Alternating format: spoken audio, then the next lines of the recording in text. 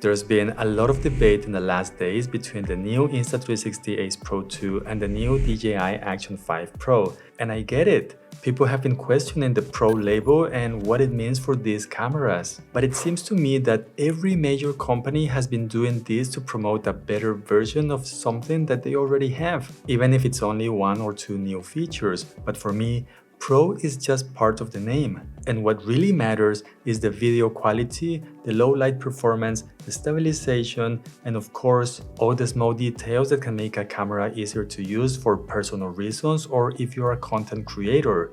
And that's what I want to compare in this video. By the way, this video is not sponsored, and if you want the details, you can read them down below. And with that being said, welcome back to another video. When we look at these two cameras side by side, the Action 5 Pro has a smaller form factor and it's actually lighter at 146 grams. It may not seem like a huge difference, but the Ace Pro 2 feels a bit chunkier and it's actually heavier at 178 grams.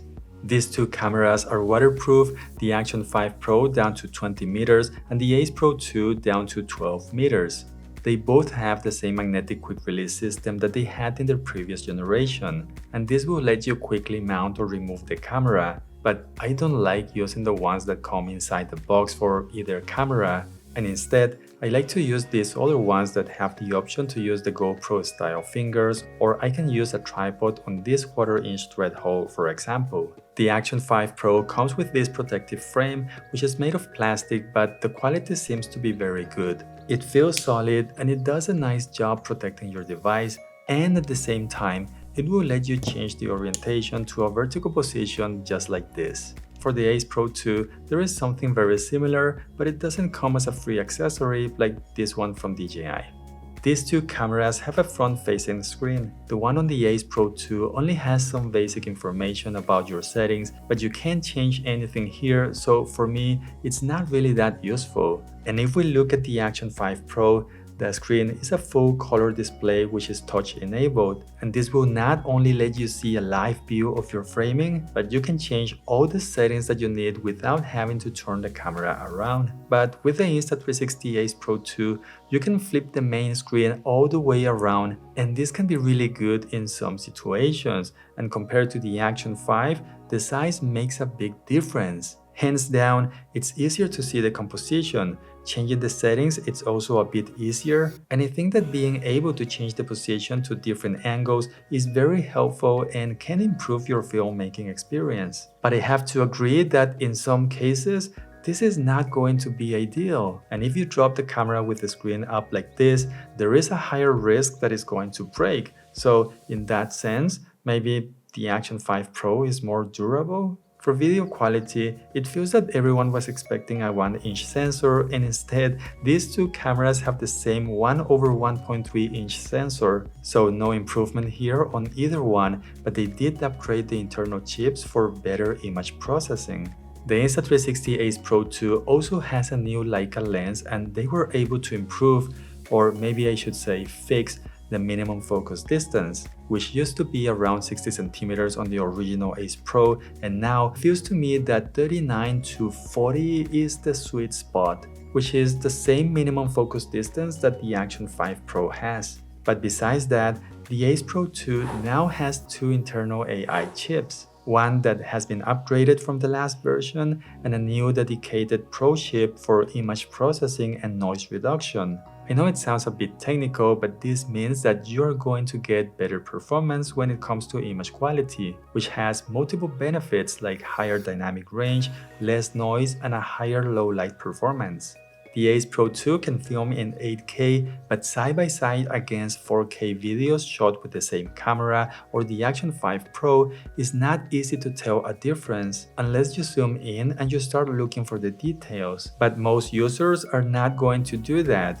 There is also the fact that 8K video files are bigger, the battery life on the camera is going to be reduced to just 1 hour, and there are other limitations like having a maximum of 30 frames per second, having a less effective stabilization, and not having any type of horizon lock makes this resolution less appealing for most users. The maximum resolution on the DJI Action 5 Pro is 4K, and both cameras can record using 4K up to 120 frames per second. The bitrate on the Ace Pro 2 has been very consistent at around 100 megabits per second and even higher in some cases. And we all know that DJI made a big mistake when they released the Action 5 by having a low bitrate in their videos, but they fixed that, and now you're going to get a value between 90 and 110 megabits per second. The Ace Pro 2 can record using HDR up to 60 frames per second. This is a feature that can be set to be on or off, and it will give your videos a higher dynamic range. These two cameras claim to have 13.5 stops of dynamic range, but the Action 5 Pro has this HDR effect that you can turn off, and it seems that not everyone likes that. And one of the main complaints have been about the background, but more so on how the clouds lack details when compared to other Action cameras. But for some other videos, it seems that the Action 5 has more details when we look at other elements besides the clouds.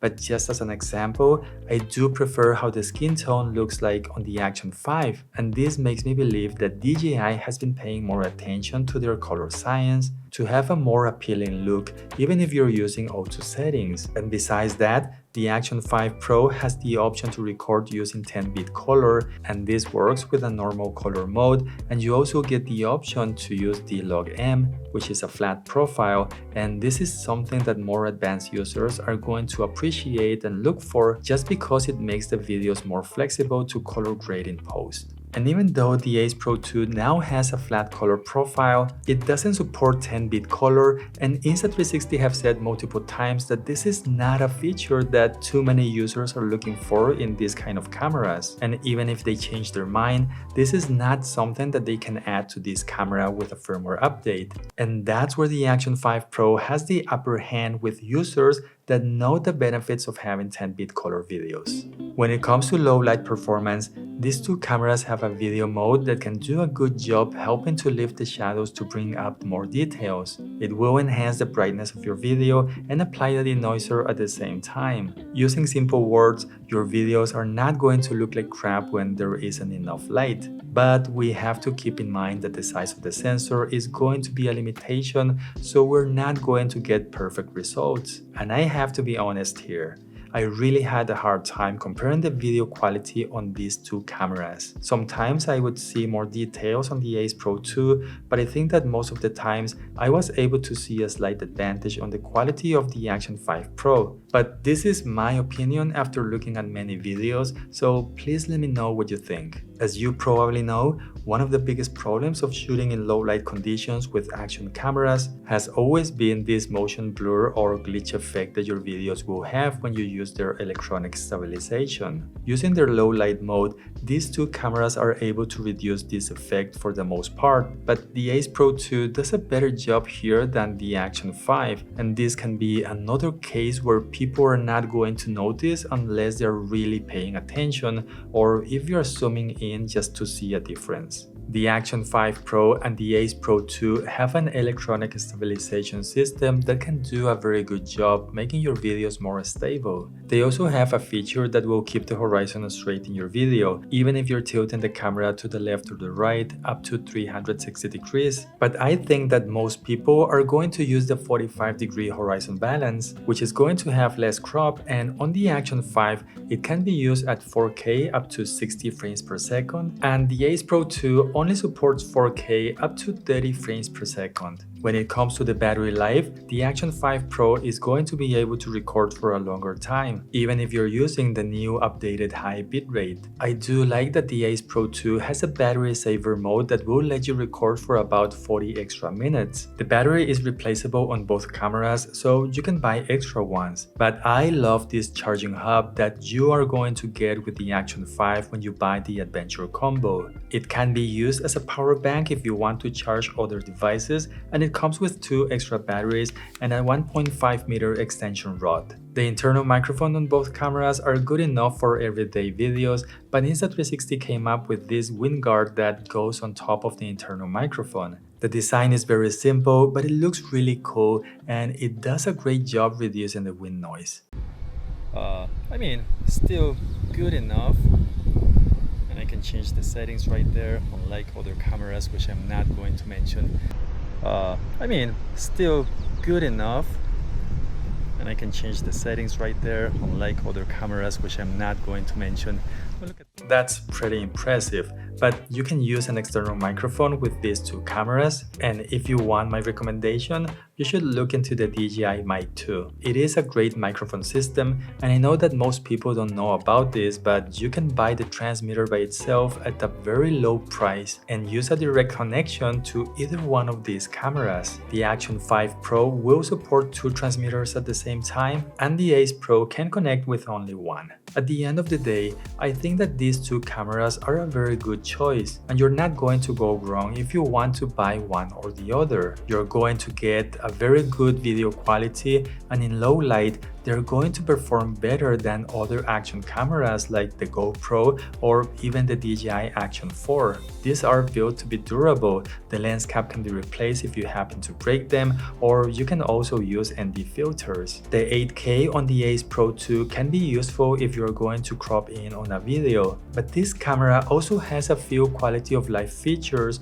like the pause record option, record cancellation, and even gesture controls. And something that I almost forgot to mention is that you can use a new mega field of view, which has the benefit of a wide angle view, but it comes with a very low distortion. The Action 5 Pro doesn't really have a lot of new features, but it does have a new internal memory of 47 GB that can record for 1 to 2 hours using 4K, and there is the new tracking system, which I'm not sure how useful it can be for most users. But this camera is also a very good choice, just for the color science, the 10-bit color, the smaller size, and the lower price. The links to these two cameras are going to be down below, and if you use any of them, it will support the channel. But you can also give this video a like, that also helps. I hope that you're having an amazing day, and I hope to see you in the next video.